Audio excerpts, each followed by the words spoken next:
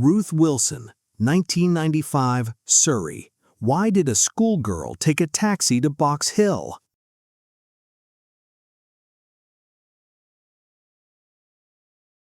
Every disappearance leaves behind two stories. One belongs to the person who vanished. The other belongs to everyone left behind, trying to understand what they missed. Most mysteries do not begin with danger. They begin with normal life. A family getting ready for work, a teenager preparing for school, a village where people know the roads, the houses, the church, and the faces. Then one choice, one taxi ride, and one final sighting turned that ordinary morning into a question that lasts for decades. On November 27, 1995, 16-year-old Ruth Wilson left her home in Betchworth, Surrey. By the end of that day, she would be seen standing in the rain near Box Hill, a well-known beauty spot outside Dorking. A taxi driver watched her in his rearview mirror. She did not walk away. She remained still near a bridleway close to the Hand in Hand pub. Then Ruth Wilson disappeared. Betchworth was the kind of village where a disappearance could feel almost impossible.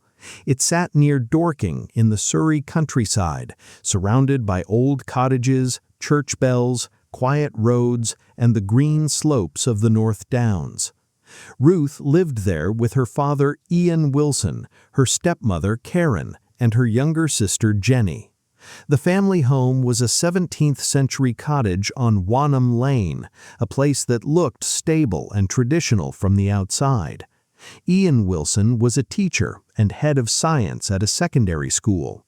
Karen was also in education, serving as a deputy head teacher at a primary school. Ian had also been involved locally as a parish councillor. To many people, the Wilson family appeared respectable, educated, and secure. Ruth herself had a life full of routine and interests. She studied at the Ashcombe School's sixth form in Dorking. She was taking A-level courses that included biology and chemistry. She played the electric guitar and piano, enjoyed reading, liked bike rides, and had a Saturday job at a music shop. She also babysat locally and was active at St. Michael's Church in Betchworth, where she sang in the choir, played the organ, and took part in bell ringing. Friends described Ruth as intelligent, quirky, and not someone who tried to follow trends. She had a small, close group of friends rather than a wide social circle. She was remembered as thoughtful and independent, the kind of teenager who seemed to have a full life, but also kept parts of herself private. Behind that surface was a family history Ruth had only partly understood. Ruth was the eldest daughter of Ian and Nesta Wilson. Her biological mother, Nesta, died in December 1982 when Ruth was 3 and Jenny was only a baby. Ruth had grown up with the story that her mother's death had been caused by a fall down the stairs. But the official record told a different story. Nesta Wilson had died by suicide. She had hanged herself. Before Ruth disappeared, Ruth learned the truth about her mother's death. According to people close to the case, Ruth had discovered that the story she had been told was not the full truth. Her friend Catherine Mayer later said Ruth was deeply troubled and trying to understand who she was. Ruth's family disputed claims that she had an unhappy childhood, saying she had known about her biological mother's death, though not the exact cause, and that she chose not to discuss what she discovered with them. That detail would later sit at the center of the case, not because it proves what happened, but because it changed how people understood Ruth's final weeks. In the period before her disappearance, Ruth had spoken with Catherine Mayer about leaving home. Catherine was preparing to move to Sheffield, and Ruth had asked whether she could come with her once she was settled. Catherine's mother also remembered Ruth staying over not long before she vanished and saying she did not want to return home without explaining why. Friends and family have said Ruth was not suicidal, but some friends believed she was carrying emotional strain. 2 days before Ruth vanished, on Saturday, November 25th, she worked her usual shift at the music shop in Dorking.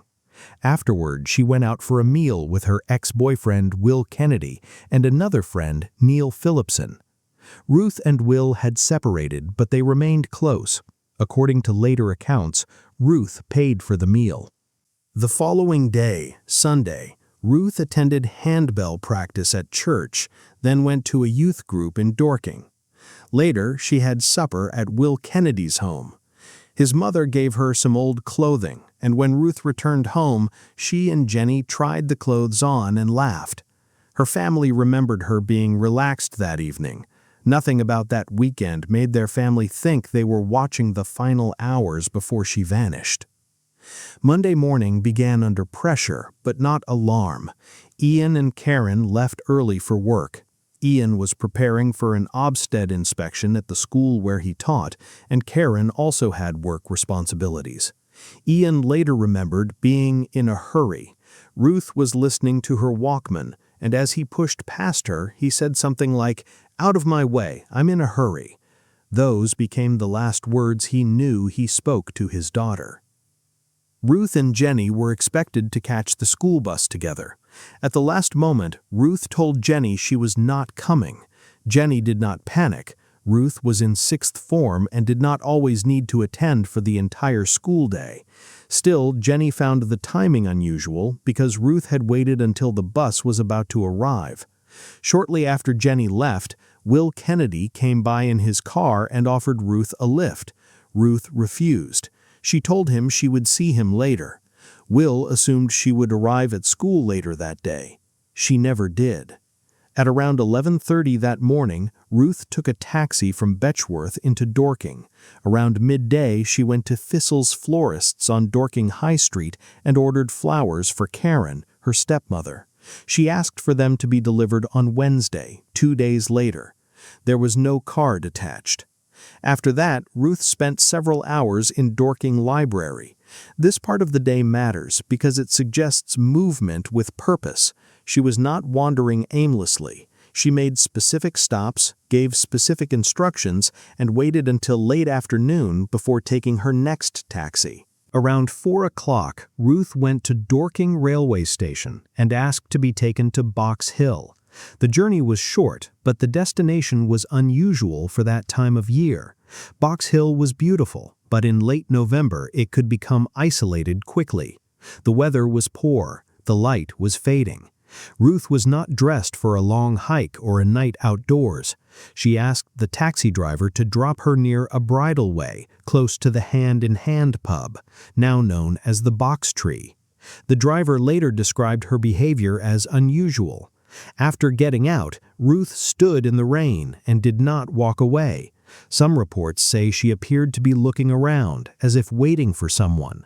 That sighting, sometime around 4:15 to 4:30 in the afternoon, remains the last confirmed sighting of Ruth Wilson.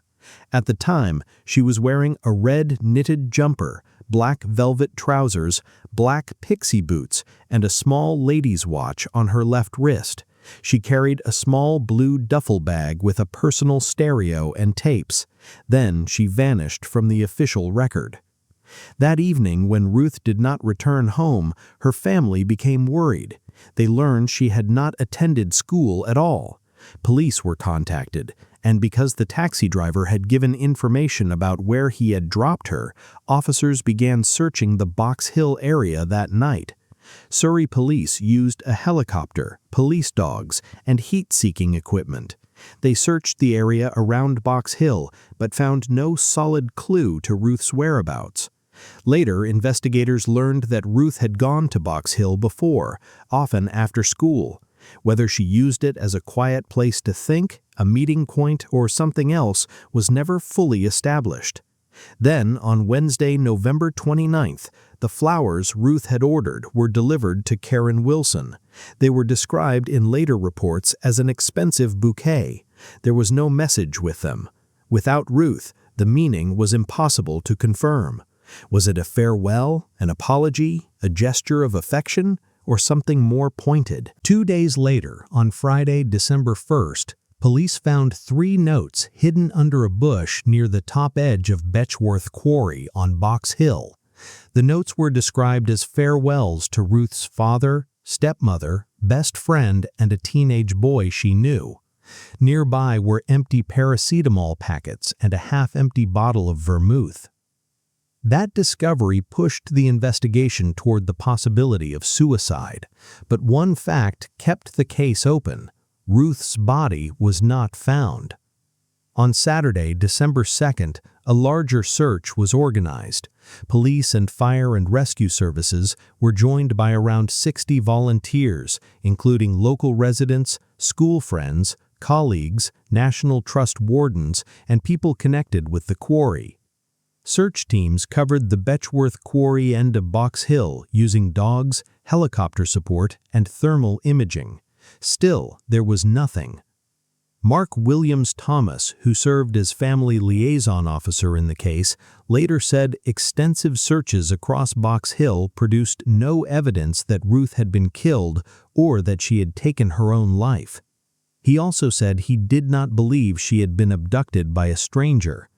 His view was that she either went there to meet someone and then left, or she went there and died in some way. Both possibilities left investigators with serious problems. If Ruth left alive, someone may have helped her, yet no confirmed helper ever came forward.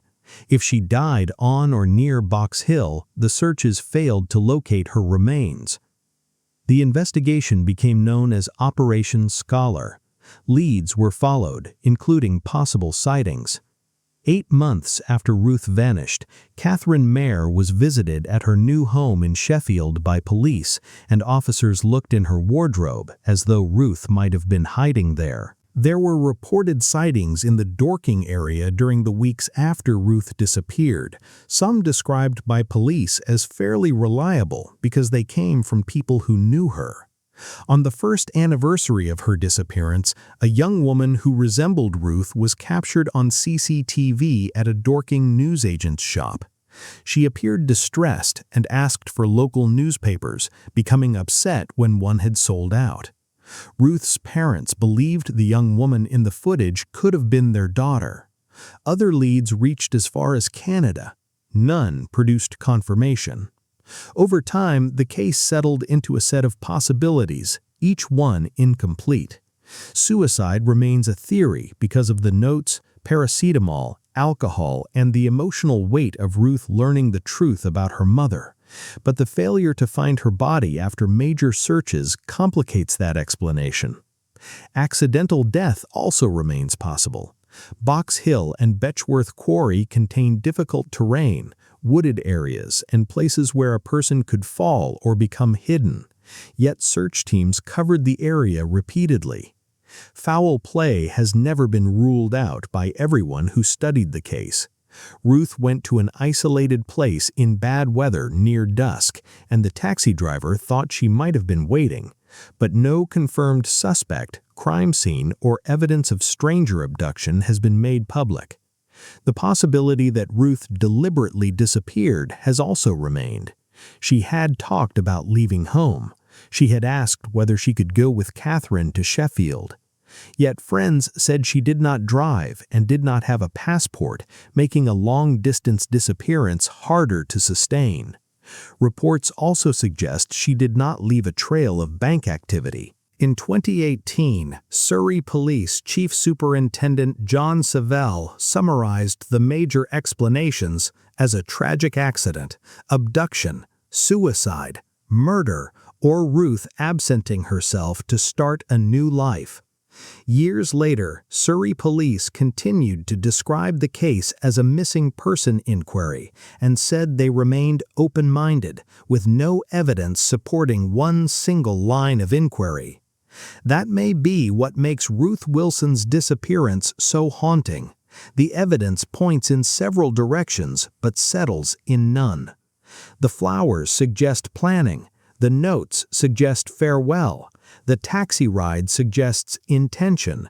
The way she stood in the rain suggests waiting. The missing body suggests another possibility entirely. Ruth Wilson was 16 years old when she vanished. She was a daughter, a sister, a friend, a student, a musician, and a young person who may have been struggling with truths she had only recently uncovered. Her family kept the Christmas presents bought for her in 1995, still waiting in a drawer years later, hoping she might come home.